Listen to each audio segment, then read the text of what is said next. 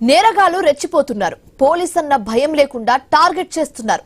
ఏకంగా సీఐపైనే కత్తి దాడి చేశాడు. అంతటితో ఆగలేదు. కత్తితో వేటు వేశాడు. వేగంగా స్పందించిన ఇన్స్పెక్టర్ తన రివాల్వర్తో అతన్ని కాల్చాడు. కాలికి గురిపెట్టి ఫైరింగ్ జరిపాడు. దీంతో ఆ కేటుగాడు కుప్పకూలిపోయాడు. తర్వాత సీఐని నిందితుడిని పోలీసులు హాస్పిటల్కు తరలించారు.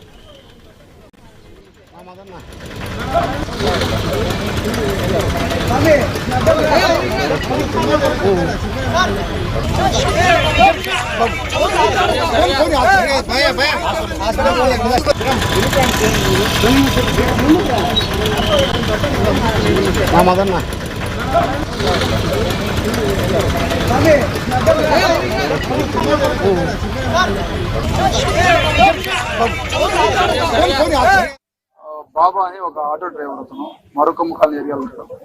అతన్ని ఆటో ఎంగేజ్ చేసుకుని టీవీ టవర్ పక్కన శికారి కాలనీ ఉంటుంది, ఆ ఏరియాలోకి పోయినాం. పోయినాక మేమంతా మా ఇన్ఫర్మేషన్ ప్రకారంగా ఆడున్నాడని సమాచారం మేరకు పోయినాము. మేమంతా రౌండ్ చేసినాం. అతన్ని రౌండ్ చేసినాక ఈ బాబా అతను కొద్దిగా సడన్ గా వాడికి అంటే అజయ్ A1 అజయ్కి ట్రేస్ అయినాక నన్ను పట్టుకునేకి వస్తావరా అని చెప్పేసి అతన్ని బాబాని కడుపులో పొడిచాడు. ఎగ్జాక్ట్ కడుపులో పొడిస్తేనే అతనికి పెద్ద పేగులు బయటకు వచ్చాయి. మేము పట్టుకునే ఇమ్మీడియట్ గా మేము వచ్చి ఒక 20 మీటర్స్ దూరంలో పట్టుకునే ప్రయత్నం చేస్తే అంతలోకి ఆ పక్కన లేడీస్ ఉన్నారు శికారులు, వాళ్ళని కూడా పొడిచే ప్రయత్నం చేశారు.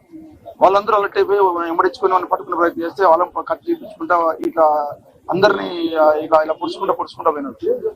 మేము మా స్టాఫ్ అంతా వచ్చేప్పుడు రఘు అని కానిస్టేబుల్ వచ్చే ప్రయత్నం చేసి అతను కూడా పొడిచేకపోయినాడు.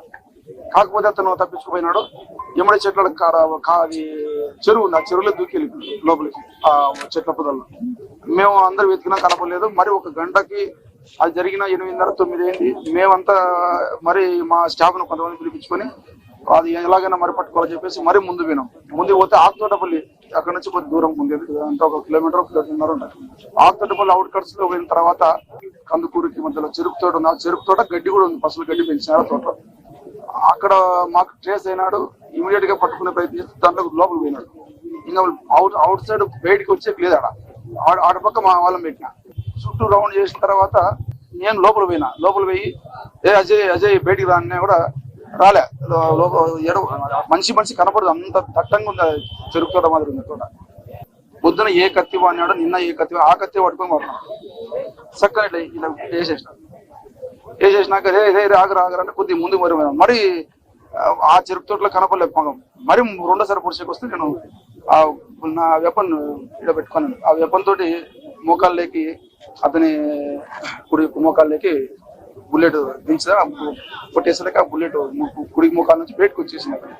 అప్పుడు అతను ఆగిపోయినాడు పూర్తిగా. ఇంకా ఈరోజు ఉదయం మా ఇన్ఫార్మర్